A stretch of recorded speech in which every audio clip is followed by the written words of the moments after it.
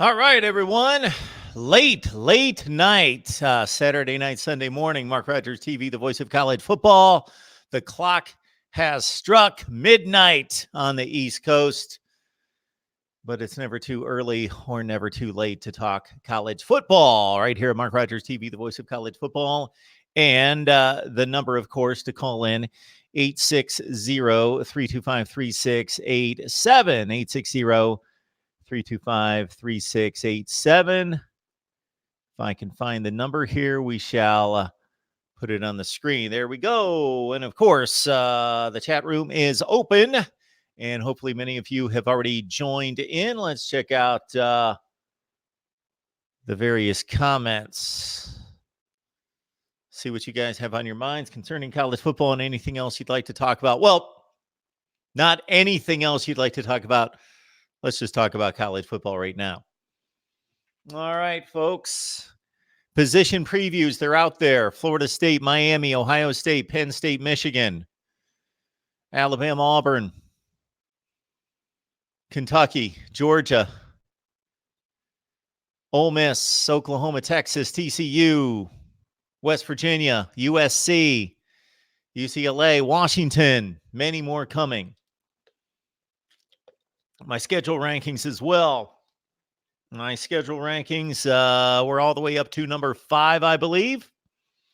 So we're going to finish up that series. And just here in the last couple of days, I've started to take some notes, do some research on my season previews. That should be a good time. Mark Rogers TV, the voice of college football. Who's on the line? Hey, Mario, how you doing there, DeAndre? DeAndre, what's going on, man? I love what you're doing with the show, man. I like the new setup. I appreciate it. So what happened here is that actually YouTube kind of forced me into this a little bit because they're shutting down their Google Hangouts. So I'm not going to be able to, and no one's going to be able to bring on other people. So I ran into this, which is called StreamYard. And yeah, they've got a nice little setup, and it looks pretty good. Actually, I can bring the comments of the viewers on here as well. So it might be apropos that we go with George first. So George is the first ever to have his comment on the air, but I appreciate it, DeAndre. How you doing tonight? Doing good. I, I was in an interesting conversation with Pinsky and Pete on his channel. He didn't have a lot of time to talk to me. But everybody says the SEC is better than the ACC. We all can totally agree on that when it comes to football. But you went to college, right? Yes, I did. Okay. Like, let me ask you this: Vanderbilt and Duke are on the same level. What I'm trying to say, does the ACC, because of Duke, Vanderbilt, Wake Forest, Georgia Tech, Boston College, and UVA, because of their academic standards, are so high, do they have a lot of harder time attracting good football players? I know Stanford is doing a good job and keeping having good teams, but when I say, like Pinsky and Pete said, you get anybody into school, but maintaining them staying. Like my cousin went to Georgia Tech, and he says everybody at Georgia Tech got to take caps. That's one of the reasons why he didn't finish at Georgia Tech. So he played football with Nor would George I. Johnson, yeah, and Joe Hamilton. He played fullback named Virgil Johnson. Played fullback there, and he said, man, it's a hard school. And he said nobody, so he had to transfer to a smaller school and graduate. And he was just saying that, and I'm just saying, do you think because of the academic standards, it's harder for those schools to get people, not to get them in, but maintain them stay for 3 years? Because he brought up Kyrie Irving at Duke, because some of the crazy comments Kyrie Irving made, he went to Duke. But I said, but after the end of December, Kyrie only had to be eligible for that next semester to keep playing basketball at Duke. He doesn't have to worry about another 3 years, another 2.5 years, where football players do. So I said maybe that's the reason why the ACC has so much trouble. I'm not calling anybody in the SEC dumb or the ACC dumb. It's not UVA, Georgia Tech, and a couple of those other schools. I'm just saying maintaining those type of players might be harder. Well, I'm going to Keep say a those couple great things. athletes. I'm going to say a couple things to your point. So I'm going to go with the exception first. I'm going to start with the exception. The only time that I can think of where there's an advantage for a Stanford, Vanderbilt, Duke, Northwestern, and of course you cite Stanford as being Stanford would be the gold standard when it comes to maintaining academic excellence, and we mean excellence to the top 5 to 10 degree in the nation with a Yale's and Harvard's, and then also being one of the top, 10 to 15 football programs in the country. So Stanford's done it better than anyone. Northwestern's been very good as well. And then Vanderbilt and Right. Duke. So the one exception that plays into their favor. So let's take the rare exception of the great, elite high school football player whose academics are outstanding, and he's looking for that type of institution. That would be the rare exception. And there has been some where the Stanford or the Northwestern has the advantage of drawing in that kid because they can say, well, we can give you a first rate football experience, but we can also match it with a very top level academic experience as well. So that's the rare exception, but it does happen. Oh, so to speak to your point, uh, I think that it's also, I don't think there's any question that, so you raise a good point about it being difficult to maintain the standard, maintain the coursework and the grade point average to stay in school. But it's also the academic enrollment standard is much higher at those schools. So yes, they play from a severe disadvantage in terms of enrollment as well. Uh, Right. the kids just can't qualify at those particular schools. I think it's rather Right. amazing what they're able to pull off. Right. And I'm just saying that because I just happened to look at it the other day and look at Wake Forest. Wake Forest only got 3,000 students. You know, Georgia Tech, how hard their program is, and Boston College. Harold Landry lived down the street from me, was a good defensive end. They got drafted by the Titans in the second round, and he was telling me how hard Boston College was and how some of the guys didn't make it through, and he ended up getting his NBA there as well as graduating for Boston College because he had came back when they were saying he'll be a first round pick. Um, so I mean, I'm just saying when we look at these schools and we're comparing them, like UCLA is a very hard school to get into, Yep. from what I understand, Mm-hmm. and but it's a public school, so UCLA has not had a great football tradition. They have had spurts, but they haven't always had a good football team. We have Cal Berkeley. They be good, but they haven't been great in like forever. And people say, well, why can't they do it in basketball? You only need 2 or 3 basketball players. You need Yes. depth in football. Before Clemson, I know you got to go, but before Clemson got good, they they had to improve their depth on their defensive line, especially offensive line. This offensive line has sucked for a long time. They only had defensive players, but they didn't have the depth, and that's what made Florida State, Florida, and Miami so good is that they had the depth over the years. So that's what I've been trying to tell teams, guys. You got to look at certain factors when you're talking about these schools. And like Wake Forest, they might. I know their trend from being here in North Carolina is that they recruit players and they redshirt them for a year and let them keep up their academics and then development. Because Curry, who went fifth in the draft, he's from my area too, and he really wasn't as good as people thought he was once he got to pros, but he did pretty good. His stepbrother's Pete, who was quarterback at East Carolina. So I'm just saying we just got to look at all them factors when we talk about this stuff. And I know something I'll pitch and Pete. And I just want to get your opinion on it. But I'll let the other people call in, Mark. Thank you for your opinion, and I've been listening. I'm just chilling here. Thanks, DeAndre. I appreciate it. On one hand, I think we need to take it into consideration and certainly credit those schools, but we can't give them a pass. They have made the decision to have that type of institution and also compete at the highest level of athletics and football in particular. So they made that decision.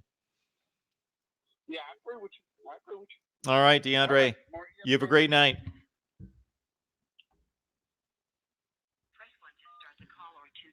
All right. Smart Rogers TV, the voice of college football. Who's on the line? Hey, Michael. Hey, Marcus. Michael, how you doing tonight? Hey, Michael, I'm doing just fine. I noticed that Scotty says I'm looking tired. Scotty tells me in the live chat, I'm looking tired. I'm looking awful tonight. Look like I get hit by a truck, I guess. Yeah, not that bad. Hey, I just have one quick question for you. Everybody, I've been doing some research, right? Everybody's thinking Nebraska's going to win the Big Ten West this year. What's everybody basing that on, in your opinion, Mark? They're basically basing that on three things. I'll even take it to four things. So the people that don't know a whole lot just kind of cover and watch the sport from a treetop perspective. They know two things. They, number one, know that Adrian Martinez is one of the most gifted quarterbacks in the nation. He was only a freshman last year. And there's reason to believe that he's going to improve for as good as he was last year in his first season. And he missed some time, that he's going to be even better and make that that kind of cliche development move from year one to year two. And it's more than cliche. It's real that for the typical athlete and the typical team, it's only logic that you're going to improve after one season. Then having the full season of reps through the spring, through the individual workouts in the summer, through the fall camp, that Adrian Martinez is going to take the step forward and become an elite quarterback, number one. Number two, Scott Frost. Scott Frost at UCF obviously took over an 0-12 program and in 2 years made it a 13-0 team. Can he do the same in Nebraska? Well, he has better resources, but he also has tougher competition to deal with. So from the national perspective, Scott Frost is the second reason in which people are tabbing Nebraska as that it team, that chic pick in the Big Ten Western Division, and a dark horse for the college football playoff. Reason number three is because of the way Nebraska played down the stretch in 2018. They got off to an awful start. They were 0-6. They won 4 of their final 6 games, including 2 very close losses against Ohio State on the road and against Iowa. So keep in mind the last play of the game, or the last game of the season, last play of that game, it took Iowa to kick a last-second field goal to beat Nebraska. The Huskers led in Columbus over an Ohio State team that was, of course, one of the top 3 to 5 teams in the nation, and the Huskers barely missed out on an upset bid in Columbus, 36-31, in which they, in many ways, outplayed Ohio State. So that would be reason number 3. Reason number 1, Adrian Martinez. Reason number 2, Scott Frost. Reason number 3, the way Nebraska played down the stretch last season with a very young team. Reason number 4, I think to a certain degree for people that really follow the sport and follow Nebraska, would be that they brought in one of the Big 12's best defensive linemen and pass rushers in Darian Daniels from Oklahoma State. He's going to pair with his brother across the defensive front, and with the Daniels brothers and with the Davis brothers, Cam and Khalil, Nebraska will have some of the best defensive linemen in that division playing for them.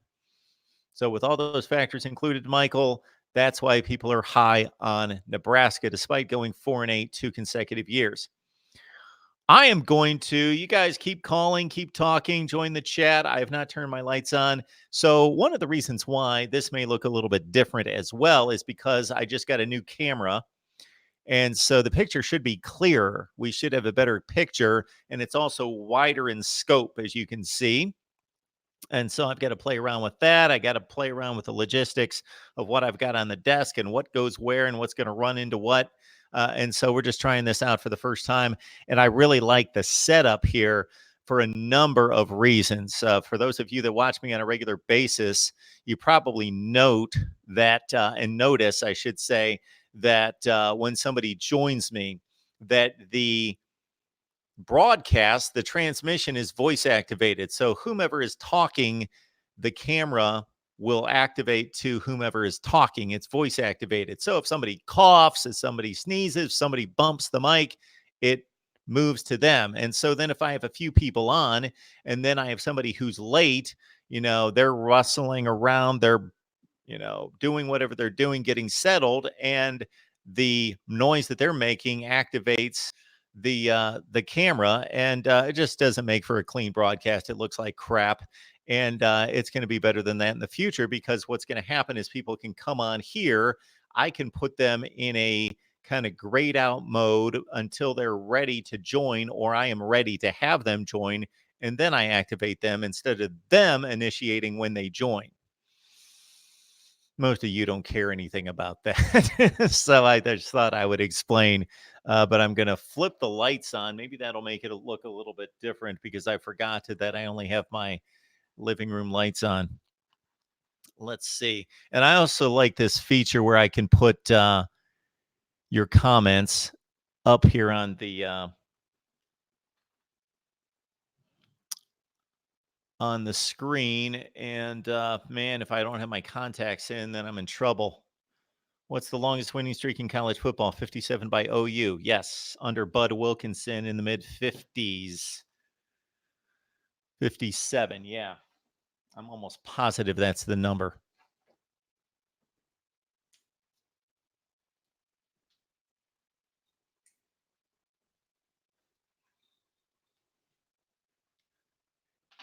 All right, let's get the number up here, 860-325-3687, whatever you guys want to talk about concerning college football. I do have a ton of videos coming out, so you guys be on the lookout for all those videos as we continue to do position previews and schedule rankings and record projections. And I'm working on right now my previews for... I've taken notes on Florida State, Clemson, Virginia Tech, and Miami in the ACC. Now I'm moved on to, I would love to cover everyone, but I want to make sure I hit on the contenders first. And so I've taken some notes on Alabama as well. So we're trying to get to everyone. So 860-325-3687. Also, keep in mind that the Super Chat's on. Please contribute to the channel with the Super Chat. If you enjoy what we do here at Mark Rogers TV, the voice of college football. Also, keep in mind that we've got a voice of college football community. I appreciate that 2 more people have joined today. So thank you so much for your subscription to joining our voice of college football community. So the link is down in the description section below. So just follow the instructions when you click on the link that says voice of college football community. All right, it's Mark Rogers TV, the voice of college football. Who's on the line?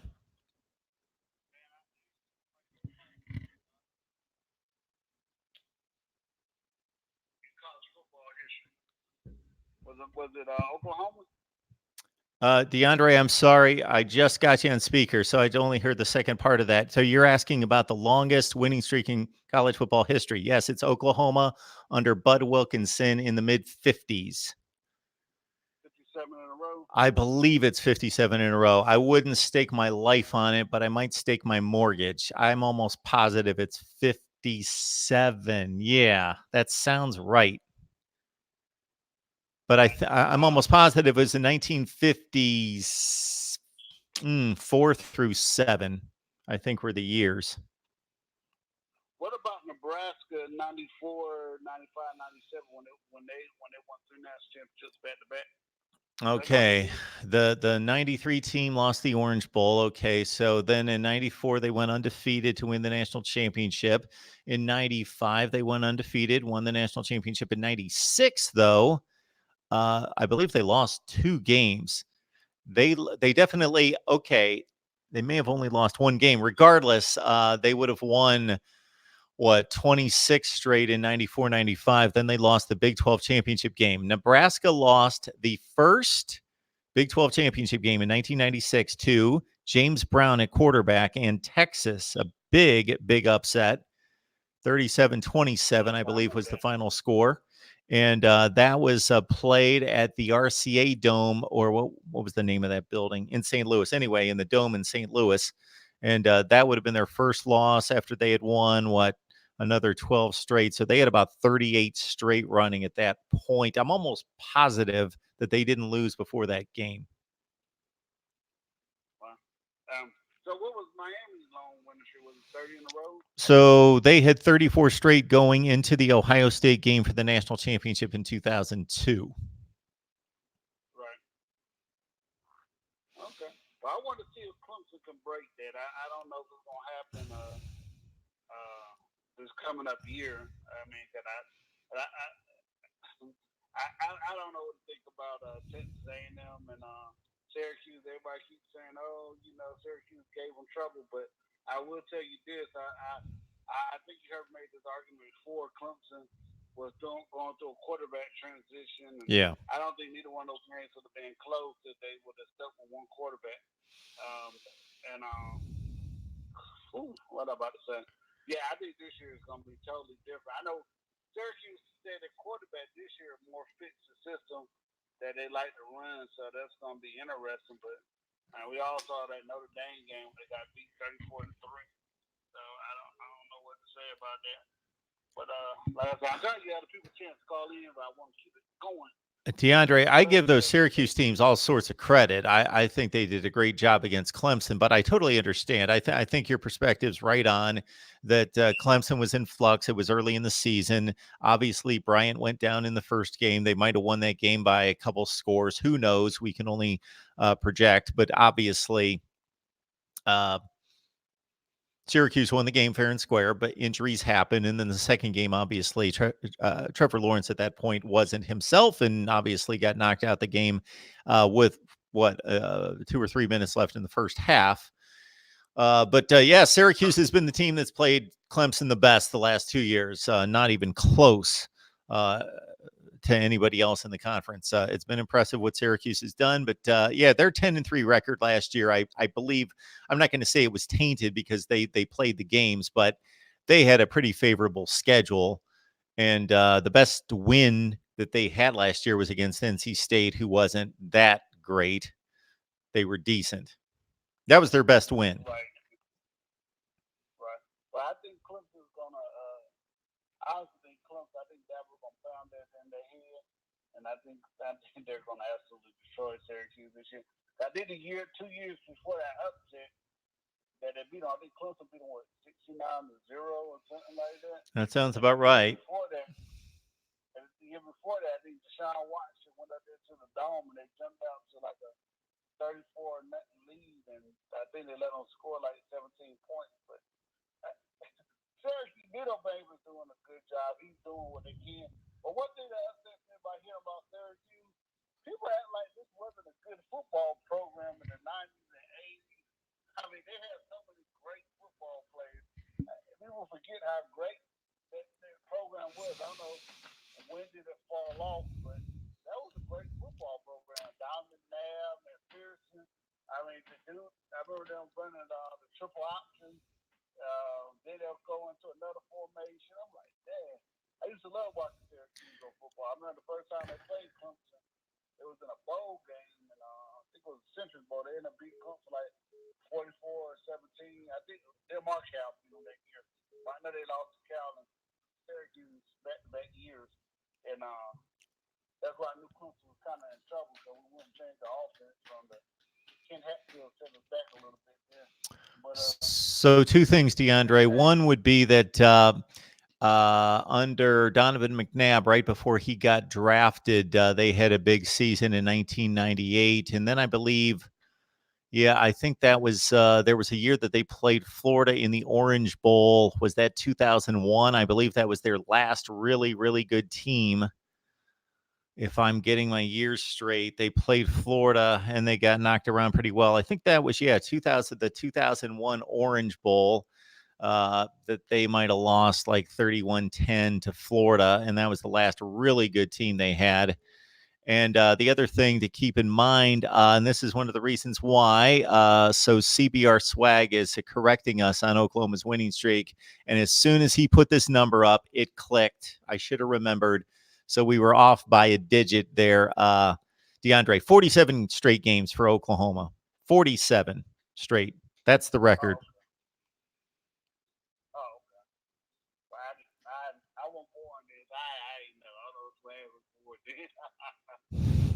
Well, yeah, I didn't know, but like I said, Syracuse, I hope they get their program.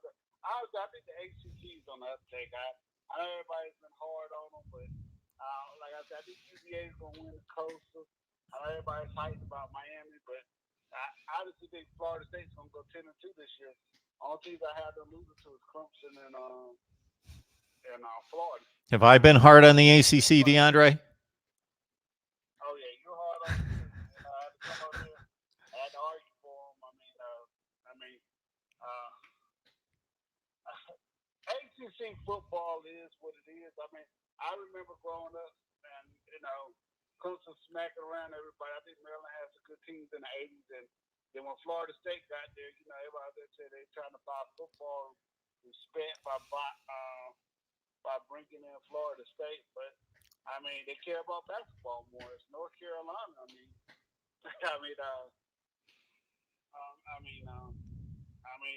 They got 4 schools in North Carolina. They got Virginia, who probably cared a little bit more about football, and Maryland. That's another school I just don't understand why they're bad, because Maryland has so much talent base in Baltimore, and they were good at football and basketball at one point at the same time. So I don't understand why they struggle. I don't really understand why Carolina struggles, and I think Carolina is going to get it together. I think NC State is going to get it together too, because NC State, we talking about people setting up schedules to have 10-win seasons or 9-wins. Nobody does it better than NC State. They're going to schedule some really, really bad cupcakes and try to get into it. I don't know the guy's name, but I like something what he did with the alignment of the schools in the Southeast Conference. He was talking about Alabama and Auburn maybe going to the East, but the problem is there's too many good teams in the East, and putting Vanderbilt in the West. I would like to see the ACC doing some type of correction. I know Clemson and Georgia Tech is a rival, but I think they need to, get rid of those rivalry games. And if we're gonna play a team, you play them 2 years in a row, home and away, and that's it. I can't tell you the last time State and Duke played each other. DeAndre, you've given me a ton of stuff to dive into right there. So first of all, let me attack this one. So you started in with the ACC, and obviously I've been hard on the ACC. You still with me, DeAndre? Whoa. Got all sorts of feedback going. You still there? Yeah, I'm still here. Okay. Well, looked like all hell was breaking loose there. So the first point, I don't know how long you've been watching me, DeAndre, but when the ACC had a banner year in 2016, I certainly said, I don't believe this is the best conference in college football, but they have played the best in 2016. So I certainly was giving the ACC credit in 2016 when the conference won the national championship and won the Orange Bowl and played better than anybody else in the postseason after a really good regular season non-conference. So I credited the ACC after the 10-3 bowl performance and the really good non-conference season in 2016. They've just played pretty much like garbage as a conference since then in 2017 and especially 18. So I'm just calling it like it is. Okay, that's first. Second, for the gentleman, whomever it was, that wants to move Alabama and Auburn to the East, I can give that some thought. I've heard those comments made in the past, and they then move Vandy and who to the West? Missouri. Yeah, well, Missouri does belong in the West. They're in the West. They're the most Western team that in the conference. So the issue that I have with conferences trying to manipulate balance is that they better be careful with that, because they may find in 10 years or 5 years that the balance of power in the conference has shifted, and then they have the reverse issue. If you load up Alabama, Auburn, Florida, and Georgia and Tennessee, if Tennessee comes back and you've got Alabama, Auburn, Georgia, Florida, and Tennessee all in one division, then you may have the opposite problem.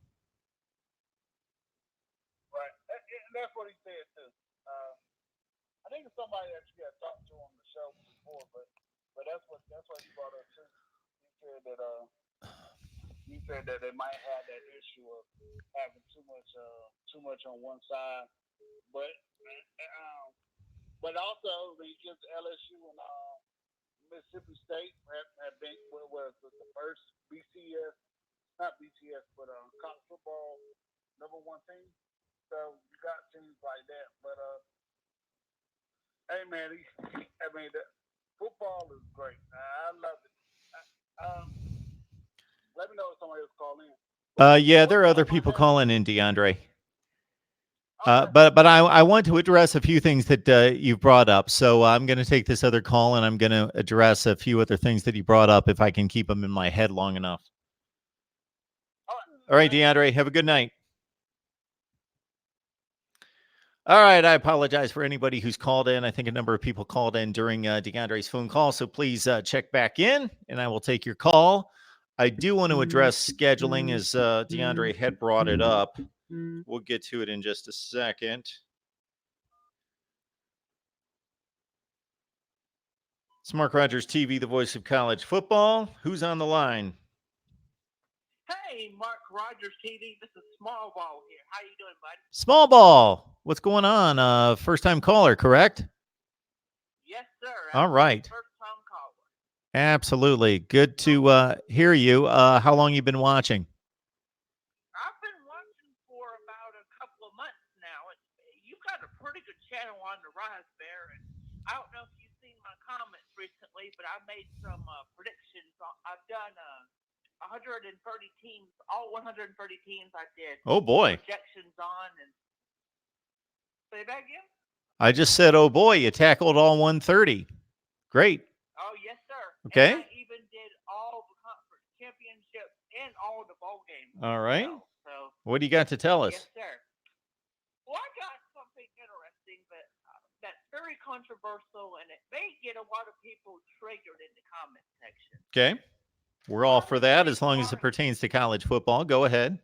It sure does. It sure does. But let's be honest, Mark. Let's talk about the Pineapple Man. Tua Tagovailoa here. Honestly, do you honestly think with the offensive line that Alabama has coming back, do you honestly believe that he will last the entire season heading into 2019? He's already dealing with a tweaked hamstring that he's been dealing with since late October of last year. That should raise some concern for Alabama fans. And I'm seeing these Alabama fans coming out of the woodwork saying that Tua's going to be the best at sliced bread and everything. And I do not see him lasting the entire year in 2019. Given his history with injuries, I don't see him lasting the entire year. I wanted to hear your thoughts on that. Well, to be fair, his history's 1 year. Yes, that is true. But the 1 year did involve injuries near the end of the season when he started to play better teams that had better pass rushes and started to get hit more often. I was just crunching the numbers on him today in preparation of my season preview. And of course, although he didn't play poorly down the stretch, he didn't play anywhere close to as good as he had played when throwing 25 touchdowns and 0 interceptions, 18 TDs, 6 interceptions the final 5 games. So teams started to figure him out to a certain extent, started to rough him up. He continued to have a gunslinger mentality against better secondaries like Georgia, like Clemson, and he started to get picked off. So if you want me to give you a percent, neither one of us can sit here and make an absolute prophetic statement on whether Tua Tagovailoa is going to make it through the entire season or not. Obviously, I would say that he's got a 60 to 70% chance of making it through the entire season. We also know that backup quarterbacks have fared pretty well at places like Alabama where they're stacked. And I hear good things about Mac Jones. And I would still say that Alabama, with Mac Jones at quarterback, depending on when he would need to take the reins, would still be a serious, serious factor, if still not the favorite to win the SEC without Tua. I agree with you with some of your points with Tua being a good quarterback still heading into 2019 with the numbers that you said, 18 touchdowns to 6 interceptions. Well, let's also remember Down the stretch. Yeah. Who's a better quarterback? How many quarterbacks are better than him in the country? I just, like I said, I don't give Tua less than 50% lasting the entire season. Here's why. The offensive line, and I get what you're about to say, with the 1-year history of his injury. But when you look at Alabama's offensive line, right, coming back, there's not much experience that these Alabama offensive line have. And also given the fact that Tua's that kind of quarterback that's going to hold on to the ball to the very last minute. You've seen that with him over the times when he's gotten sacked, and you saw that especially against Georgia. And when you saw when he faced against elite defensive line, he didn't do that well. He didn't do that well against Clemson. He didn't do that well against Mississippi State. He didn't do that well against LSU. Well, he did okay against LSU, but he didn't do the best throughout the entire game. He struggled throughout the first quarter, but then things got better. But still, I just don't think that these numbers are going to. I don't think he's going to win the Heisman this year. I certainly don't think he's going to last the entire season. But I think a lot of people are overhyping this kid. That's just where I believe. So since Alabama became dominant under Nick Saban in 2009, winning its first national championship, and they have by far been the dominant program in college football ever since, not saying that they've been the best team every year, but they've been one of the 3 or 4 best teams every year and the best team most years.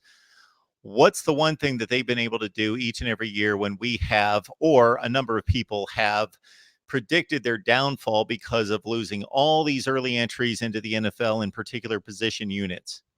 What have they been able to do? They reloaded. So I just checked out Athlon's because I just wanted to see if they were going to back up my point, and they did. That doesn't mean we're correct, but Athlon's considers Alabama to have the second best offensive line in the country and the best one in the SEC.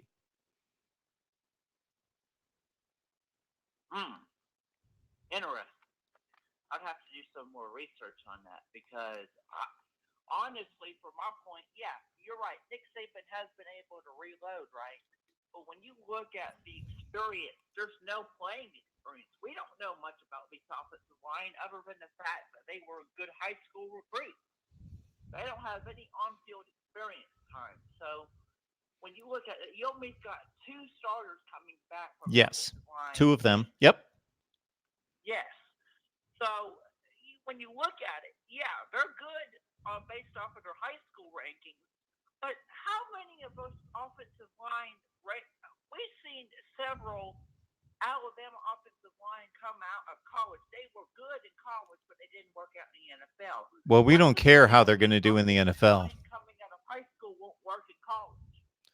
Yeah, so based on our track record of 10 to 11 years, what we know at this point is that regardless of those particular Alabama players who have not fared well in the NFL, that your second point has not proven correct, that they have developed them and have recruited elite athletes and have made them tremendous college players.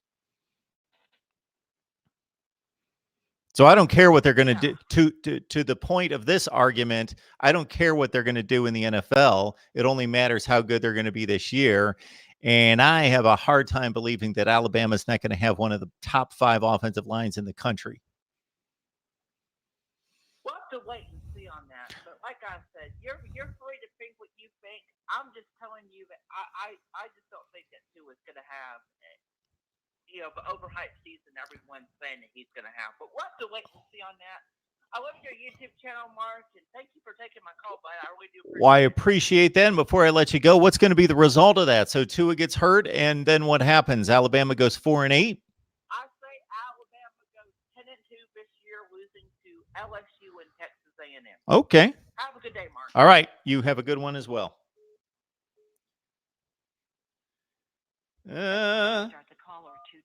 Mark Rogers TV, the voice of college football. Who do we have on the line? Hey, Mark, it's MCD Sports 4. Oh, yeah, MCD Sports 4. How you doing? I'm doing outstanding, Mark. I'm glad I see the new setup. Congrats on it. I'm sorry, what was that? Congrats on the new setup. Oh, well, thank you. We're still working on things, but it looks a little bit better, so I appreciate that. How you doing tonight? I'm doing great. I'm going to give you some bold predictions. All right, we'll take them. First bold prediction: Iowa State gets into the Big 12 championship game over Texas. Okay. I'm going to consider that one myself. Okay. Second bold prediction: Alabama does not make the college football playoffs. Okay, that's pretty bold. Okay. You and the last caller seem to agree on that one. Okay. Now, I don't think Tua will get injured or anything. I just think that there's some teams that are better than Alabama. I'm not buying into the whole, we're going to play very angry and stuff. I'm just not going to buy into that at this time. My third prediction, bold prediction, Michigan will not win the Big Ten. That's a bold prediction? I have Ohio State winning it. Okay. You're taking the field against Michigan. That's a bold prediction. I understand that Michigan's the favorite. I understand that they're the favorite by most of the major publications in Vegas, but I wouldn't consider the first two predictions. I will put in the bold category. That one I won't. Anytime you take the field against anyone, especially since that team hasn't won a Big Ten championship in 15 years, I don't necessarily consider that a bold prediction. But on to your next one. Okay. The next bold prediction I already told you about, the Pac-12 is going to be coming back and Oregon makes the playoffs. Okay. They're going to make the playoffs despite not winning their division. So the least respected conference in America is going to produce a team that makes the playoffs without winning a division. Correct. That's the boldest prediction you've made, and that's the one that I cannot see coming true. But under your scenario, there's a possibility there. Who, again, does Oregon lose to? They obviously lose to somebody in the Pac-12. Washington. Okay. And Washington goes to the championship game. All right. And loses to Utah. Yep. And then my last bold prediction, UCF does not make a New Year's Six Bowl. That, again, I don't consider a bold prediction, but okay. But just want to get your thoughts on some of these bold predictions. Well, I think I just gave them to you. Bold prediction number one concerns Iowa State going to the Big 12 championship game. So my concerns with Iowa State is that their running back position is very inexperienced now that they've lost David Montgomery, but I like the two kids that they're bringing in, and they've got a stable of running backs that are good and potentially really good. Hakeem Butler's gone at wide receiver. They're not real explosive there. Love the quarterback, Brock Purdy. He only started 10 games as a freshman last year. He should be much improved, was really good last year. I have issues along the offensive front, but the defense for Iowa State is arguably the best in the Big 12. That's a legitimate dark horse prediction there. I like your prediction with Iowa State. I don't necessarily know if I'm going to follow suit, but that's going to be a team I'm going to consider. I've got a handful of teams in each. I've got one or two teams in each conference that I'm considering to break through the standard Ohio State, Michigan prediction, Alabama, Georgia, Oklahoma, Texas, of course, etc. So your second prediction with Alabama. So I'm trying to weigh Texas A&M and LSU's chances against the Tide as well. So I'm in the same boat. I believe Alabama is the best roster in the conference and certainly in that division. Georgia has a comparable roster to Alabama's. But LSU obviously has to go to Alabama. The Tide has to go to Texas A&M. Texas A&M, I could see beating Alabama, but still losing the division because their schedule's so brutal. So yeah, I can see Alabama going 10-2. I have them going 11-2. I have them going 11-1 in the regular season. Oh, okay. Losing to Georgia and SEC. I do have them losing to Texas A&M. I actually called up the Feinbaum show to let him know that since he's like an Alabama fan or whatever. And he tried telling me that they have a better shot to lose against South Carolina. Okay, hang on just a second. So, well, I thought when you started the call that you said Alabama was going to lose 2 games and they were going to be to LSU and Texas A&M. No, they're going to lose to A&M in the regular season, then lose the SEC championship game and be 11-2. Okay, who are they going to lose that game to? They're going to lose to Georgia. Okay. All right, I can see that. And then your next prediction was that Michigan wins. Wish Michigan does not win the Big Ten. Somebody else in the Big Ten wins. Again, I don't consider that a bold prediction unless you're simply choosing Ohio State. Yeah, they've won the thing and dominated the conference for 7 years, really for 15 years.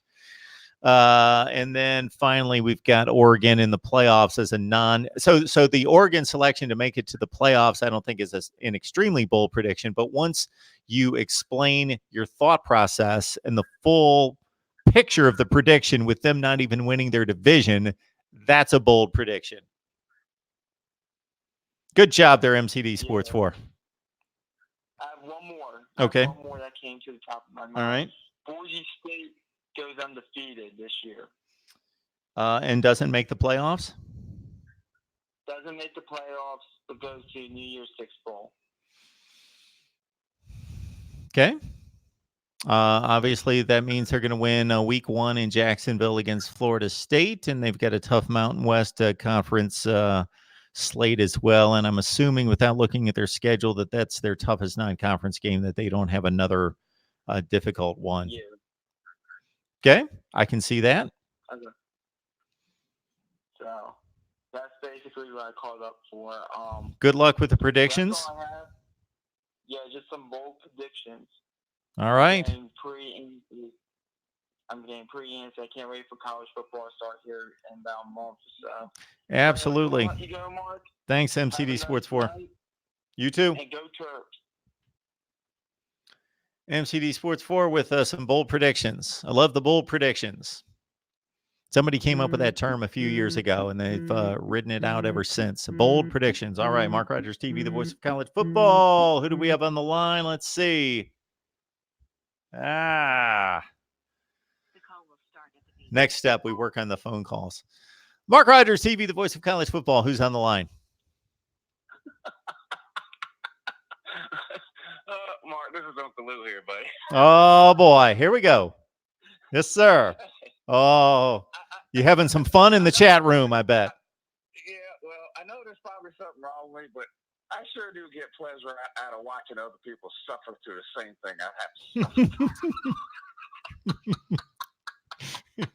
But there's a joy, there's a misery, that's shared. There's some kind of saying about sharing misery. Man, Tua is the most overrated 5,000 yard a year quarterback in history.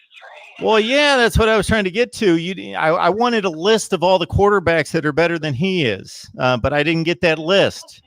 I think the list might be one. Listen, the dude would have won the Heisman every other year the last 20 years, except for last year because of what Kyler Murray did. But yeah, I mean, yeah, the injury thing's dead on there, but overrated. And then don't you think people have a hard time, and maybe me too sometimes, between differentiating between what they want to happen versus what they actually think is going to happen? Alabama going 10-2, come on. Yeah, we haven't seen that in forever. Tua could sit out the entire season. They probably go 11-1. That's what I was trying to bring across as well. I hear good things about Mac Jones, and I think they would be just fine. Yeah, I mean, I'm high on LSU even compared to what they did last year, but they're not making up a 29-point gap on the road at Tuscaloosa. I mean, their defense can't play any better against Alabama this season than it played last year. I mean, you give up 29 to that Alabama offense last year and lose, that's not your defense's fault.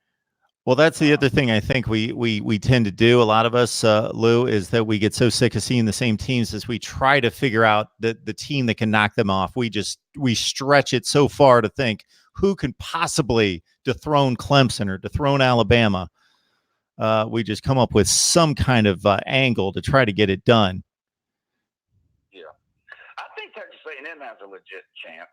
I mean, I think if they play a good, I mean, you know, they're not as good as Alabama. They'd have to play their best game or whatever. But they played Clemson close there at home last year. That was different. Lawrence's first time playing on the road, but Yeah. that was weird. You know, if it would have been for Kelly Bryant, they'd have lost that game. I don't know. Did you watch that game? Oh yeah, I watched that game. That was a great game. I sure wish they would have played at Clemson last year, and that Clemson would have had to go to Kyle Field this year. Oh yeah, that would have been nice to see. That'd be a great game. Yeah, but if Alabama's going to drop one, I'd probably put it at Texas A&M. But I mean, hey Lou, they're going to be a 14, 17-point favorite. Yeah. Hey Lou, this has nothing to do with the contenders per se, but since I know you love to beat up on those SEC East teams, how in the world is Will Muschamp going to make it through that schedule? When you talk about a schedule, that thing is brutal. Yeah, but you know, they're just going to have to. This is just going to have to be a mulligan year for Will Muschamp. Hey, did you know this? I didn't know this because I love to ride Will Muschamp. Do you know he's won more games in his first 3 years at South Carolina than any other South Carolina coach in history? Well, what is that? That's 6 and 7, 9 and 4, and 7 and 6. Really? Something like that. I don't have the numbers. Yeah, I usually have them in my head pretty well, but yeah, Spurrier had a lot of 7 and 5s before he had that good run, you know, around 2012 and 13 in there. Yeah. But I couldn't believe that when I saw that. I know South Carolina's been not a good team for a long, long time, but it just surprised me when I saw that because I'm hard on Muschamp too. So you look at their schedule this year. South Carolina fans just need to go to sleep, wake up next offseason. I mean, they just have. I almost feel bad for them at Georgia. They're not going to beat Alabama. We already know that. They're not beating Clemson. I mean, it's just brutal. Florida. They might be playing the 3 best teams in the country. Yeah, it's just absolutely brutal. I mean, I'll be loving it all season. Can't wait to see them scratching and clawing for a bowl game. Hey, do you think? What do you think about Tennessee and South Carolina? You know, Tennessee has never beat Will Muschamp ever. Didn't beat him at Florida, yeah, because they had won like 11 straight in the series, and these couple of years at South Carolina. Yeah, I don't know what the deal is at Tennessee. I don't know if they found their guy yet. He pretty much did what I expected him to do last year. They had the 2 really big wins against Kentucky and Auburn, but they looked like crap down the stretch and lost to Vandy when they could have made a bowl game. And he's a great recruiter. I like Garantano, though. I mean, I don't think he's an elite quarterback or anything like that, but geez, man, that guy got brutalized. Yep. It's week in and week out. I mean, I saw him get hit last year, and I said, well, he's not getting up. And every single time he popped right up. I mean, their offensive line's terrible. Yeah, the offensive line's terrible. He still only threw 3 picks, took care of the ball, but they just didn't have much explosive plays in that offense. But Jawan Jennings missed a lot of time last year, so it's just as you know better than I do. That's a brutal conference, and even that side, even when that division was down, it just looked bad compared to the West. It was still, and it's back. Maybe it's not at full throttle with Tennessee and Florida still trying to come back. But that conference is just it's really tough. And when South Carolina, when Will Muschamp's recruiting top 20 classes and they're like, 10th in the SEC or 12th in the SEC, that just goes to show you how tough it is. Oh, yeah. Brutal. But I'm going to let you go. Let me say this real quick. Yep. Everybody watching, if you guys have not watched the interview Mark Rogers did on Pigskin Pete's channel, look it up and watch it. You will gain a whole new respect for your humble host, Mark Rogers. Mr. Rogers, sir, I thought I worked hard on YouTube. I gained a whole new level of respect for you, sir. The amount of time that you're putting in, and people can watch the interview and figure out what I'm talking about. I'm not going to get into it here with what you do in your other life that's not on YouTube. But that plus what you do on YouTube it's unbelievable. You've inspired me, sir. I made 2 videos today instead of 1. Thank you. Well, I will say this. I don't know if you're still on the line, Lou, but I certainly had tons of questions about. I will tell the people out there tons of questions about equipment and what's the best way to do this and to do that. And I usually lean on my guy Marty McPadden, who I did a test with on this new format today. But you certainly were very kind to send me links and explain things, because I always loved the way you put things together, the slick editing, and some of the things you were able to do. So you've taken your time out a number of times to explain things to me and give your perspective to help me. So I appreciate that. All right, Mark. Yeah, anytime, man. I don't mind at all. But seriously, everybody listening, after this show ends or tomorrow, whenever you get a chance, check out Mark Rogers' interview on Pigskin's Speech channel. You'll be glad you did. Good talking with you, Mark. I'm going to hang up and listen to the rest of the show. Absolutely, Lou. You have a good one. All right, bye. You too. Bye. Press 1 to start the call or 2 to...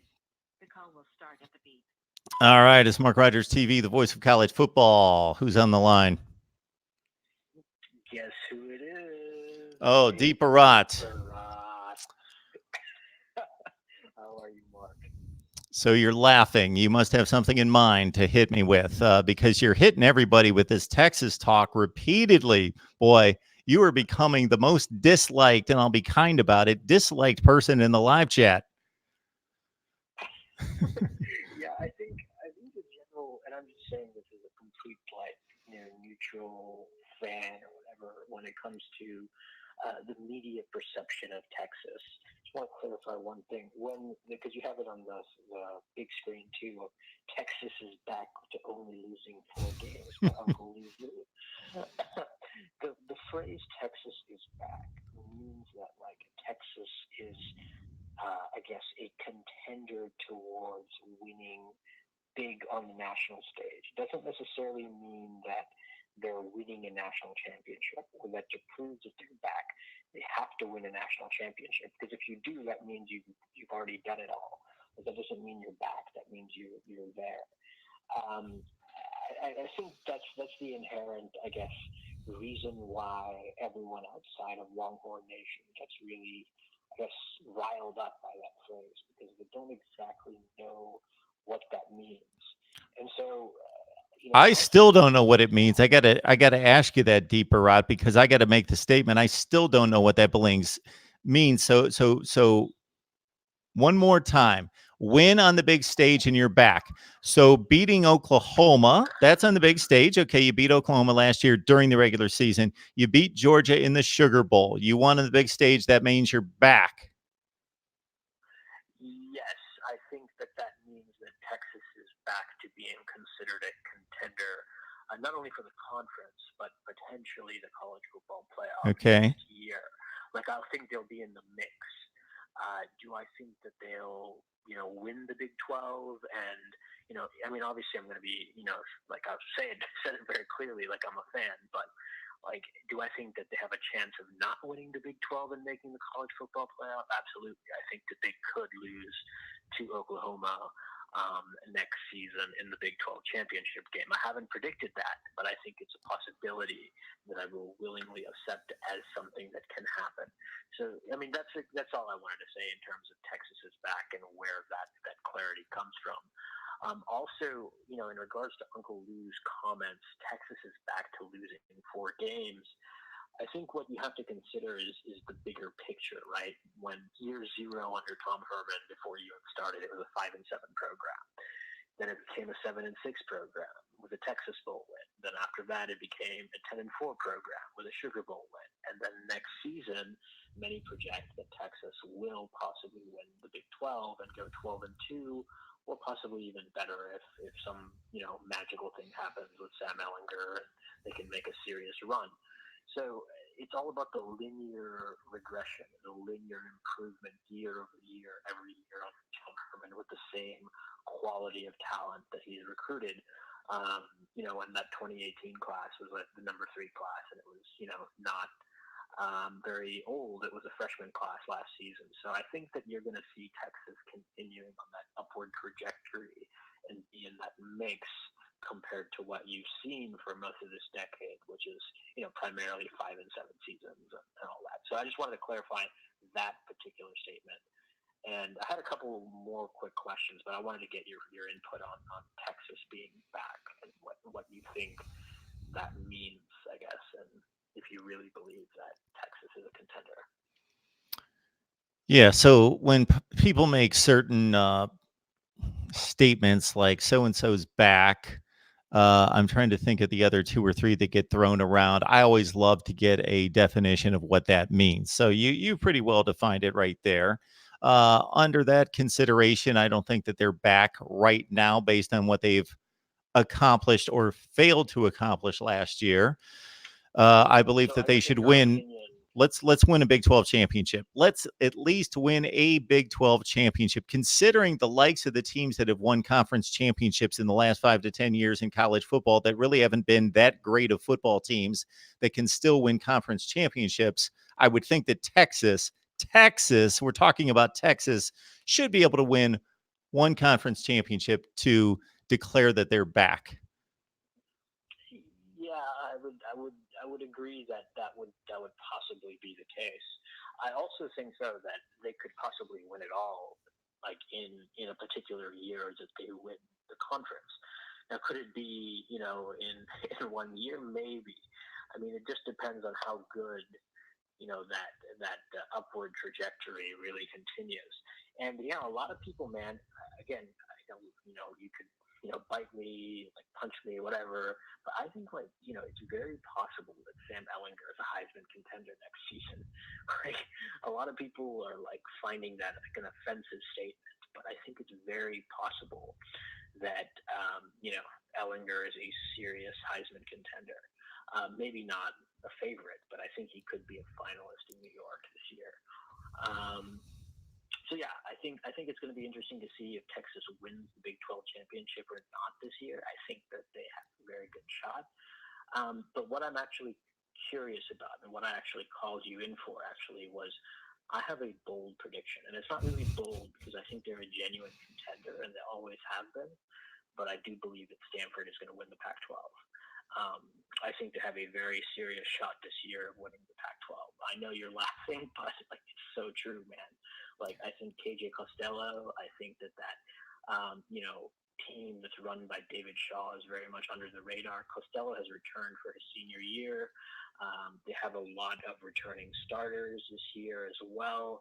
And they have some, I mean, they did lose Bryce Love, but they have some serious talent in that room, and they have nothing to lose because everyone is projecting Oregon as this like magical team that's going to go to the playoff possibly, which I don't think they are. I think Stanford is a legitimate contender in the Pac-12 this year, and I think they legitimately have a shot at winning the Pac-12 this year, and possibly even making a playoff if they beat teams like UCF and Northwestern out of state. And they also play Notre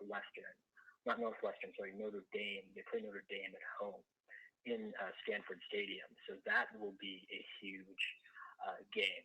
Now, obviously, I live in the Bay Area, so I also support Stanford as my second team after Texas. So I kind of have to, push for the Cardinal. So yeah, wanted to hear your perspective on that. Well, the reason I was smirking, Deeper Rod, is that I don't consider that a bold prediction that Stanford would win the Pac-12. So they've won more Pac-12 championships than anyone in the last 10 years. And they had a bit of a down year last year, and they still beat Oregon head to head. They went 7-2 in the conference last year. So they were still very close to winning a Pac-12 championship last year. And they've got Costello coming back. They lose Bryce Love. I haven't dug deep on Stanford yet, but I will certainly make my consideration for them in winning the Pac-12 North. Now, because of the Notre Dame game, even though that's a home game, and like you say, I even said this, I just released like 2 days ago, my schedule rank on Stanford, which has a difficult schedule.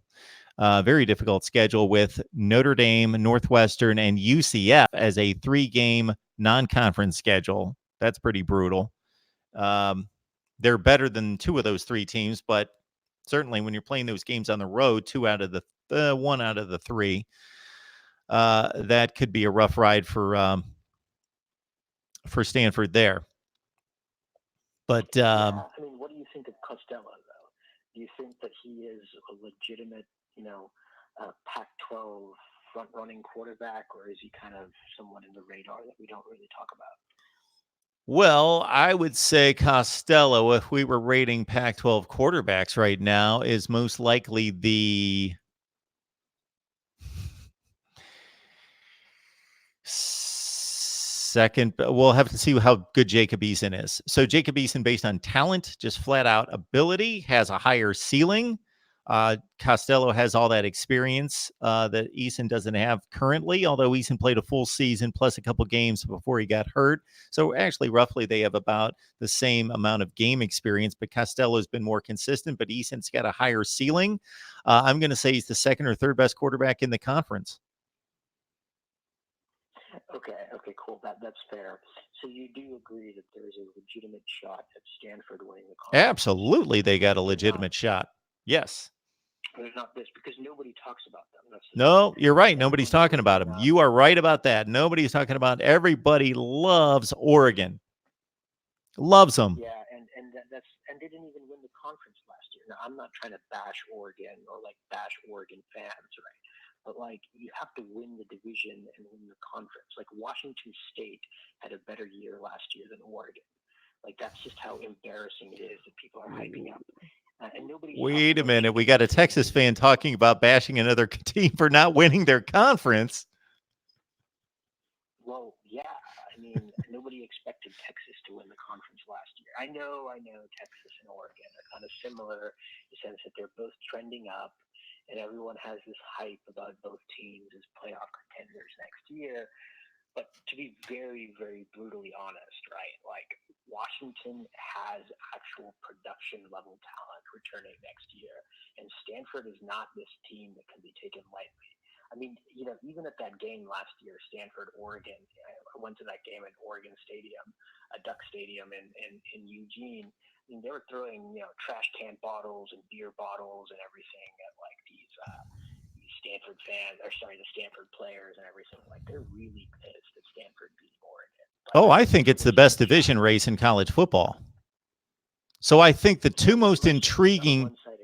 I believe the two most intriguing races in college football and division races are the Big Ten West and the Pac-12 North. And the reason the Pac-12 North is more intriguing is because their winner has a legitimate shot at making the playoffs, and their teams are better. The Big Ten West is more balanced, but those are the two most fascinating division races because everybody else, we know who's going to win the division, or we know what one of two teams is going to win the division.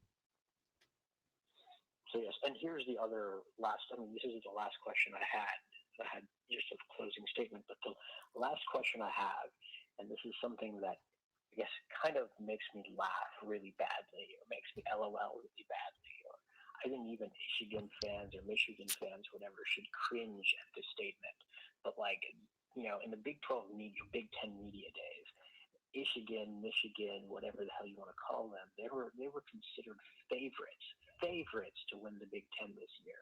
2019 favorites by the Big Ten media is considered to be Michigan this year, which again, I think if you're a college football fan, you should cringe at that statement. I mean, you haven't won in 15 plus years. They haven't won the conference. 04. But they also have never ever in the last 7 years beaten Michigan, including games in the Ann Arbor Big House, and I believe that they also lost several times to some random no-name teams, not no-name teams, sorry, but lower teams like Michigan State and so on. So I don't lower teams like Michigan State. Yeah, I mean, Michigan's. Whoa! No! I'm not going to let you get away with that. Do you want me to compare Michigan State football over the last 10 years to Texas football? We can have. I can lay out the resumes of Michigan State football and Texas football over the last 10 years, and it's not going to look real pretty for Texas. I mean, it's not even close. I don't think that. The resumes of Michigan State and Texas over the last 10 years aren't even in the same stratosphere. They are completely on two different levels. Yeah, Yes, I would agree with that. Okay. Because of the last, but this isn't about Michigan or Michigan versus Texas. This is about like You just Michigan told me that State. Michigan's lost to lowly teams like Michigan State. Well, they have.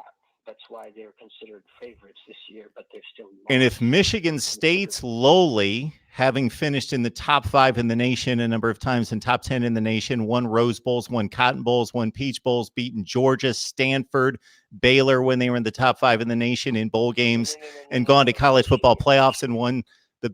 No, but you said Michigan has lost to lowly teams like Michigan State. But it's true. What? That Michigan State's a lowly team. They are a lowly program. The times Michigan has lost to Michigan State, that Michigan State has been a lowly team. No.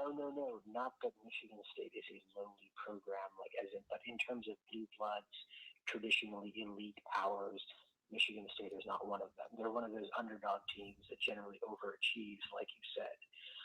Like, what I mean to say is that I don't think that Michigan should be considered the Big Ten favorite this year, simply because of their past, performances and records and everything. And I know that I rave a lot about Texas, but even Texas is not considered the Big Ten or the Big 12 favorite this year. Oklahoma had like the majority of the first place votes, as they should, based on their past track record. I'm just saying that I think it was shocking. I know you're a Buckeye fan. Kind of sound very neutral on the show, which is, I applaud you for that. But I do believe that it's unfair for the Big Ten media to discredit Ohio State like that, because of their, conference championships, national championship in 2014, 7-0 record, 14-15. And Ryan Day has been in the system, man. It's not like he's some no-name coach. So, yeah, I mean, I just wanted to hear what your thoughts are on Michigan being the Big Ten favorite. And also I project 2 losses. I think they're going to lose at Beaver Stadium to Penn State, and I think they're going to lose the final game like they do every year in the Big House to Ohio State. Well, I think your logic is very safe in regards to making Ohio State the Big Ten favorite. People can predict whatever they want. And then we have the opportunity and the right to scorn them, criticize them, ridicule them for predicting whatever they want. But if somebody's producing a magazine or have a YouTube channel and they want to make predictions, some people can play it safe.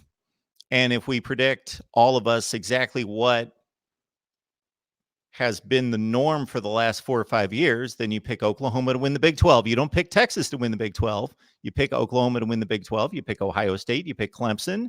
Then you pick Alabama. And then you figure out what's going to happen in the Pac-12. And basically, that's your scenario, because those are the 4 teams that have dominated those conferences for 4 or 5 years or more.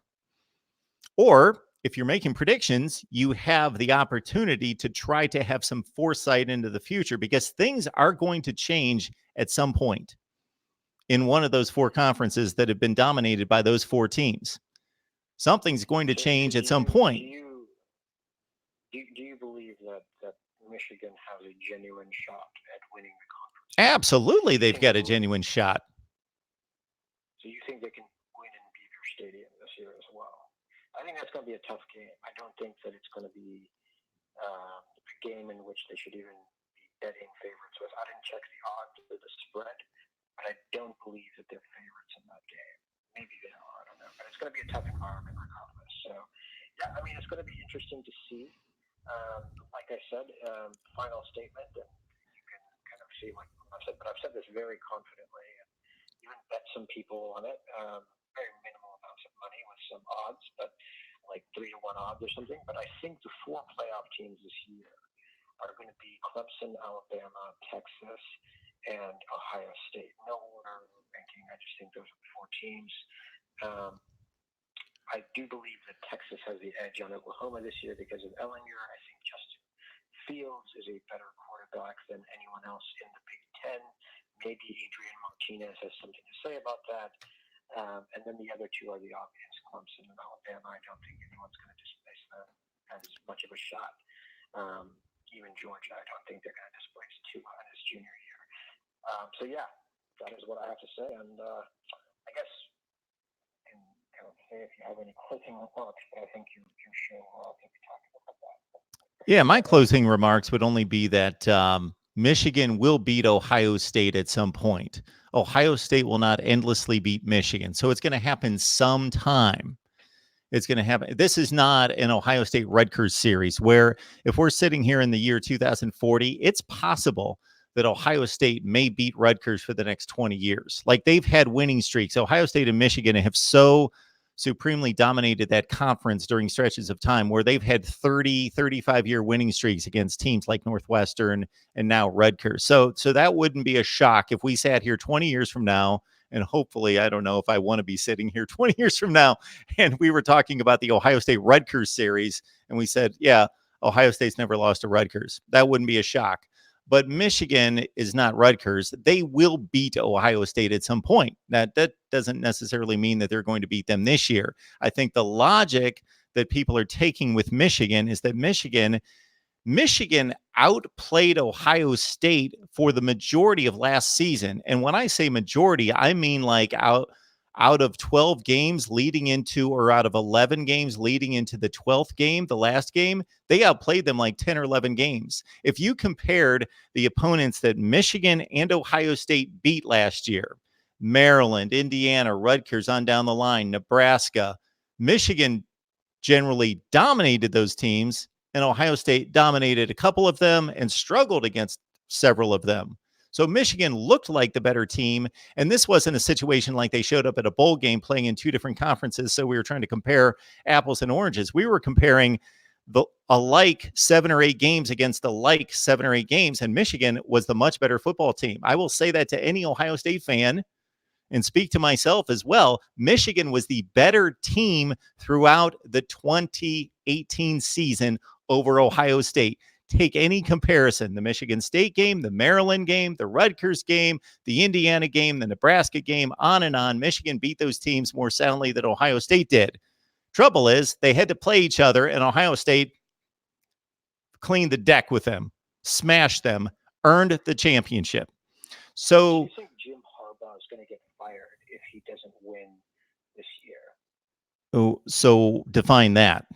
Doesn't win the Big Ten championship? If he doesn't win Ohio State. No. If he doesn't beat against Ohio State and win the division.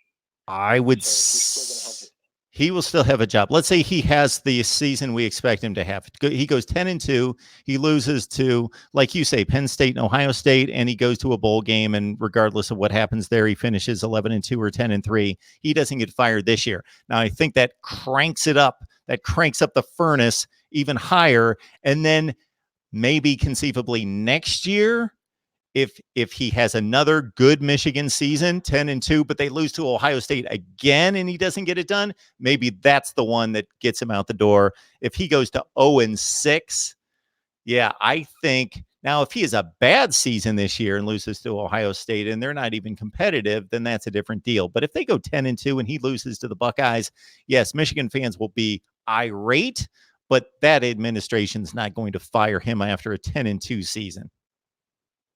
Yeah, and then just final remarks to that. Next year they play in Columbus. So yes. I think this is the year they have to win. Because if they don't win this year, then next year when they go to Columbus, they haven't won since, I believe, 2000. Yes. So I don't know what that record is, but I believe that's like almost 10-0, which means yeah, it's win crazy. In Columbus, period. 14 and 15, even in the big house, they don't win. So this is the year, man. If they don't win this year, then you're right. He's on the hot seat. Deeper Rod, how long you been watching college football? Since I was in high school, I believe, let's say 2009. Okay, so this is all you've seen is Ohio State just beating Michigan like a drum. Yeah, you've never seen this rivalry at its peak and haven't seen the misery Ohio State fans have gone through in losing to Michigan year after year after year after year. Yeah, it's just a completely different perspective because you probably think, yeah, I know it's a storied tradition, but what's the big deal? Ohio State crushes them every year. You take out 2011, which you well know was the season between Jim Tressel and Urban Meyer, the Luke Fickell year. That's an interim head coach with an actual established head coach on the sideline. Ohio State has won, 14 years in a row. It's crazy. Yeah, it's not necessarily crazy in the sense because Urban Meyer is a legendary coach. Jim Tressel is a legendary coach. And Ryan Day has very big shoes to fill. I'm sure Michigan, whatever the hell you want to use, had a good coach in the past, but they don't have that type of legendary production.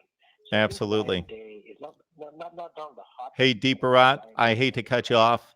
So yeah, I am going to take this next call. Press 1 to start the call or 2 to decline.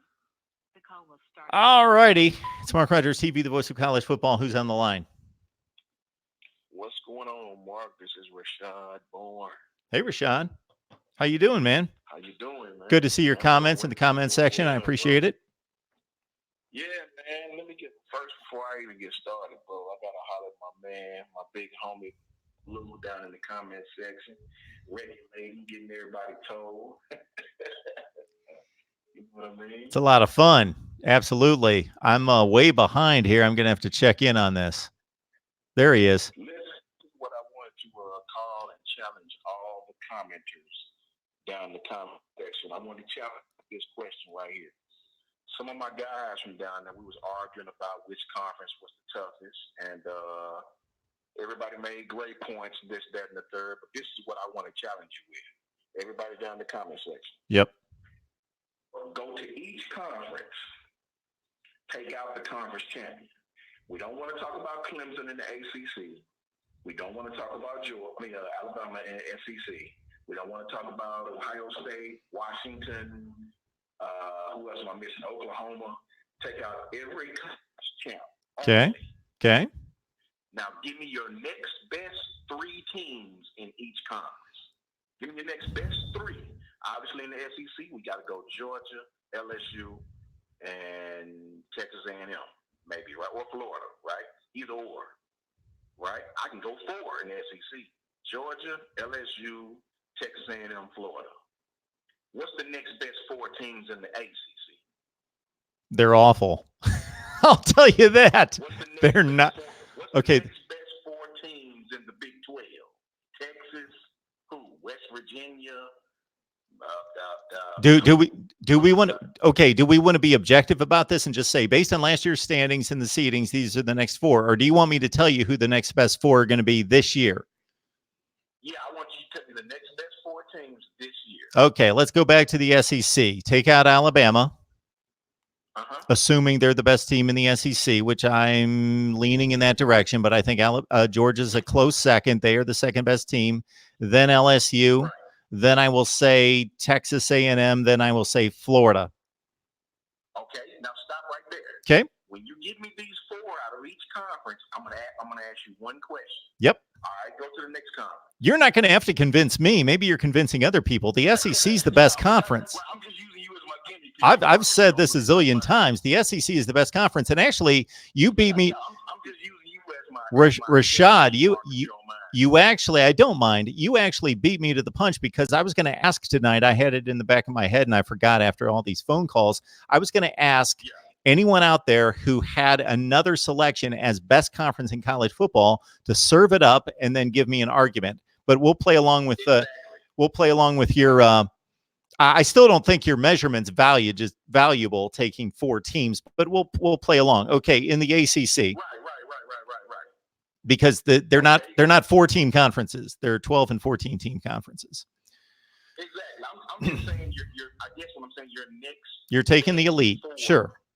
I got you. Outside of your champion. In the ACC, the next 4? In the ACC. Yeah. Miami, Florida State, Syracuse, Virginia. Virginia Tech over Pittsburgh? Okay, I can go with that. Virginia. Okay. Now, I want all the ACC people to hear that list. Make sure you listen closely to that list that Mark just had. Okay. That was, listen to your teams, your next best 4 teams in your conference. Big 12. The next 4 after Oklahoma, Texas, Yeah. Iowa State, Right. TCU. This year, it's not going to be West Virginia. It's going to be either Baylor or Oklahoma State. There's your 4. Yeah. Okay. And let's go. We'll do Pac-12 last. Let's go Big 10. Big 10. Your next 4 after Ohio State. Okay. Michigan, Penn State. This gets tough now because the next like 4 or 5 teams are real close, but Michigan and Penn State definitely. Wisconsin, maybe. I'd say Wisconsin and, well, last year it would have been Northwestern, but I'm going to say, I'll say Iowa. I'll go Iowa. okay, we'll take Iowa, but let's put an asterisk next to the Big 10 because the next like 3 or 4, I'm pretty good. Northwestern, Nebraska, Yeah. Minnesota, we left those teams out, and they were just as good as the other ones. Okay, go on to the Pac-12. And the last but not least, the Pac-12. After Washington, Yeah. Oregon, Stanford, Utah, Washington State. Okay, I can go with that. Yep. I can definitely go with that. Okay. And the question I want to pose to you, and this question is really for the comment section. Yep. But I'm gonna ask Mark. When you look at those next best teams, that's where you find out really what your conference really has, the meat. So I would ask anybody outside of the SEC. The Big Ten has a good argument. I give them their credit. They have a great argument. But the ACC, man, outside of Clemson, y'all need to stop, man. Like I understand the conference pride, I get it, but come on, man. If those You play 4 Pittsburgh teams, and you're- Rashad, if those 4 teams all had to play against each other in a round robin, the ACC would have the worst record, even against the I Pac-12, think so. because Stanford, Oregon, Washington State, and Utah is a pretty good foursome. It's crazy, man, when you think about it. But when you think about Alabama, Georgia, LSU, Texas A&M, Florida, Oh, I dare say go on the yeah. road and play Auburn. I mean, I know Auburn is iffy. You never know what Auburn team you're gonna get. Go to Kentucky on a good night when you think you're gonna roll. Well, and last year's do it. Kentucky team, sure. Yeah. And so, I don't understand how down the time, me and my friends argue about conference, and they'll talk about Auburn's schedule and how bad Auburn was. I dare say, outside of Clemson, send any team over there to Jordan Hare on a good opening weekend, Saturday night. I mean, come on, man. You play Pittsburgh major championship game. Auburn would have loved. South Carolina Yeah. would have won that side of the division. Rashad, you stole my line. Auburn, if you would have told Auburn before the season started last year, we're going to move you to the ACC Coastal Division. they would have cleaned house in that division. So Give them I don't understand. Man. Give them Pitt's schedule last year. They would have beaten everybody in the ACC Coastal, and Pitt played like BC and I forget who their other I think they played Wake Forest. Maybe Auburn trips up one time. They go 7-1 in the ACC last year with an ACC Coastal Division schedule. Let me end it by giving you my final 4 real quick. Okay, My then I'm going to final take 4 another scenario. call, and whoever just called in, please hang on just a second. Yeah, your final 4. I'll make it quick. Sure. Final 4 this year is going to be Ohio State. Okay. Ohio State is going to get over the hump this year. Justin Fields is going to surprise Ohio State, Clemson. I got Bama beating Georgia in the SEC championship in a thriller again. And I think Georgia's not going to fall one spot and knock out somebody else. You're going to have 2 SEC schools in there again. Alabama, Georgia, Clemson, and Ohio State. That's the final 4. Mark it down. Sean Stradamus, baby. Well, that's my 2018 prediction that came that close to coming true. That close. If Georgia could have held that. Thanks for taking my call, Mark. I appreciate it, Rashad. Have a good one. All right, man. Press 1 to start the call or 2 to decline. All righty. It's Mark Rogers TV, the voice of college football. Who's on the line? Go for Sky Umar. Who are we talking to here tonight? Oh. Yes, sir. Big question today. Okay. Is, oh, you seen? Yes, sir. What's your question? Okay. Guess we'll need to move on. Press 1 to start the call or 2 to decline. The call will start. All right. It's Mark Rogers TV, the voice of college football. Who's on the line? Man, the ACC is way better than the Big Ten. Man. Yeah, I like that talking all that noise, man. I'm trying to. Oh, DeAndre, please don't let DeAndre. You know I love you. Don't let me embarrass you. Don't make me embarrass you in front of everyone. I am going to lay out. I am going to lay down an ironclad case to show everyone that they played 6 games last year, comparable games, comparably seeded teams, and the Big Ten embarrassed the ACC last year. There's no comparison between the two. There's no comparison. You have a one-team conference. Things may change. Who would beat who's? Take Clemson out. Clemson's got the best team in the country. Okay, we know that, but they can't play for 14 other teams. Oh my word! Syracuse. Okay. What happened? Syracuse played Notre Dame. What was the final score of that game? 36-3. Michigan played, and it was a neutral site game. Right. Michigan went to Notre Dame at night and lost by 1 score. Okay. Different quarterback. If Brooks was in there, Brooks would have wiped the floor with Michigan. Michigan sucks, man. All those Big Ten teams suck outside of. I give Ohio State a little respect. Georgia Tech. Here's a great example right here, DeAndre. Georgia Tech was good enough. Georgia Tech, you got 3 weeks to play for that game, man. Come on. Both teams have the same prep time. It's not like Minnesota gets to practice and Georgia Tech is. Oh, come on. Oh, you're eliminating teams from your conference. The last time I checked, No. Oh, Georgia Tech's terrible. They went 5-3 against the. Whoa, DeAndre, just let me explain something. If Georgia Tech was so terrible, they went 5-3 against the ACC. Minnesota went 3-6 against the Big Ten, which means Minnesota shouldn't have even been good enough to play Georgia Tech in a bowl game. The Big Ten had a huge. Whoa. The Big Ten had a huge disadvantage in that game, and they won 34-10. Let me ask you this: did Duke go smash the second best team in the Big Ten? It wasn't the second best team in the Big Ten. It wasn't the second best. Was Pitt the second best team in the ACC? That means Pitt was the second best team in the ACC. That's what you're. They weren't the second best team. You know that Northwestern wasn't the second best team in the Big Ten, and you also know that Northwestern was really good at the end of the year, and that's the one game you have to go on. I've got 5 games to go on. You've got 1. 5's better than 1. I think Georgia Tech won the wins against Louisville. They don't regard it. Wisconsin 35, Miami 3.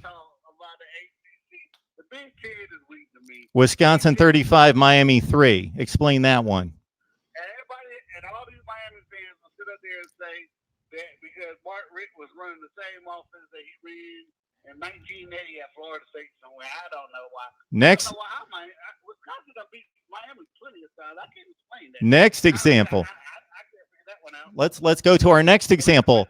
Indiana wasn't good enough to go 2-7 in the Big Ten. 2-7 in the Big Ten. They couldn't beat anybody, and they beat a Virginia team that went 8-5 in the ACC. Yeah. What happened? Oh, it was raining. Sorry. Oh yeah, it was raining. That was the excuse. You can't play in the rain. The ACC can't play in the rain. Hey, look. All I know, the best team, Clemson, had trouble with Syracuse, and Clemson's back the best team ever. Everybody talking about this is the best team ever. Clemson smacked them, and Syracuse gave Clemson. Yeah, you've got a one-team conference. Absolutely. Clemson was the best team in the country. I've got no argument there. They went 15-0. They beat all the best teams, and you're the best team, not the best conference. Those are two different things. Yeah, but I still think I'm not saying that I think the SEC is the best team, but I'm not going to sit up there and say that the Big Ten. Then results on the field mean absolutely nothing to you, then, DeAndre. Then you know what I'm going to say? You know what? By using your logic, I'm going to say Clemson was not the best team in the country. The results tell us that, but I just don't think that they were. I just don't think it. I just don't think so. I think Clemson was like the 12th best team in the country last year. I think Clemson was about the 12th best team, just because I just feel like it. Yeah. No, but I'm being serious though. I look at the SEC and the Big Ten, and I'm just being totally honest with you. Penn State didn't look that good to me. I didn't think Clemson looked good to me last year. I think they looked awful. But what's part of the committee's thing? The eyeball test. That game was 3-3 against Notre Dame in the second quarter. Man, they were playing lousy football. Who? No, Clemson. They were awful last year. I just think they looked. I know they won the games, but just thought they looked awful. Yeah. Come on, DeAndre. Come on. If Michigan and Syracuse, I will give you double digits. I will give Syracuse double digits against Michigan. There's no comparison between those two teams. No comparison between those two teams. Oh, Syracuse would finish 4-5 in the Big Ten. With a Big Ten Eastern Division schedule. If they had Ohio State schedule this year, they'd go 4-5. Come on. Georgia Tech. Oh my goodness. Georgia Tech was good enough to go 5-3. They almost won that division, and they couldn't beat a team in Minnesota that was 3-6 in the Big Ten. Virginia couldn't beat a team that went 2-7 in the Big Ten. So basically, you understand, DeAndre, I'm taking examples of teams. I'm taking examples of teams that couldn't beat other teams in the Big Ten, but then they went against ACC teams that had good records and beat them soundly. I'll go put on a simulation and see who win that game. That's all I can go by. But Mark, you have a good night, man. All right, DeAndre. You too as well. Yes, sir. I appreciate it.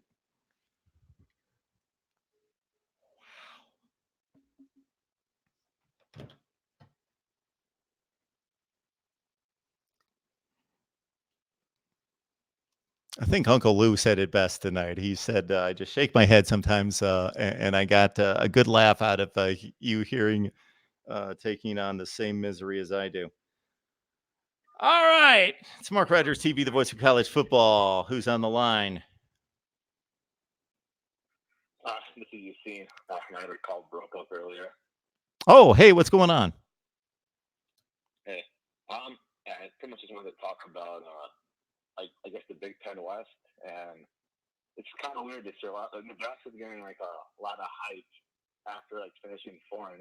And I understand like Adrian Martinez might be the best quarterback in the Big Ten and all, but like if you look at the Big Ten West, it's like I don't have an easy schedule, but I might be like drinking some Gopher Kool-Aid or something. But I think Minnesota's the best team in the Big Ten West this year. They might be. They returned pretty much, yeah. But like the hard part to understand, like we're all like gonna like why do you think Nebraska's like even after finishing 4-8, not returning like their returns like a good amount of players, but not at like nearly as much as like some other teams in the Big Ten, like, and their defense is very good. Why do you think they're like the media favorites in the Big Ten?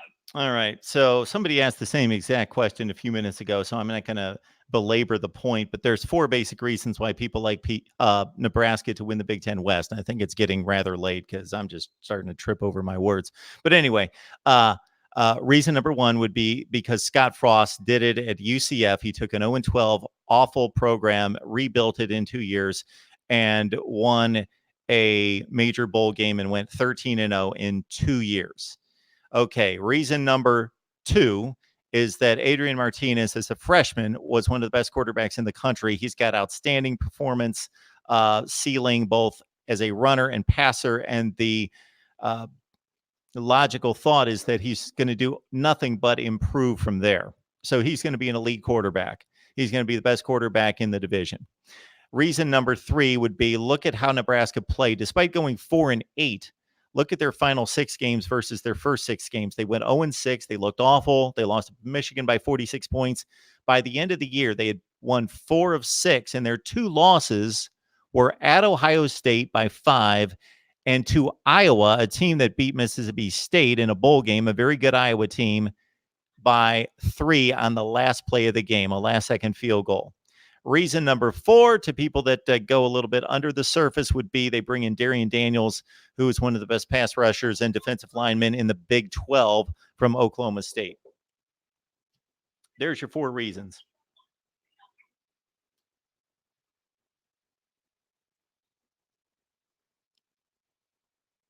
Hello? All right. Okay, I was in the process of looking up Minnesota's schedule, but we'll not do that. I will check out the live chat here real quick, see if there's anything else going on, and then we will move on from there and call it a night. I appreciate everyone who's watching. We've been on the line for 1 hour and 41 minutes.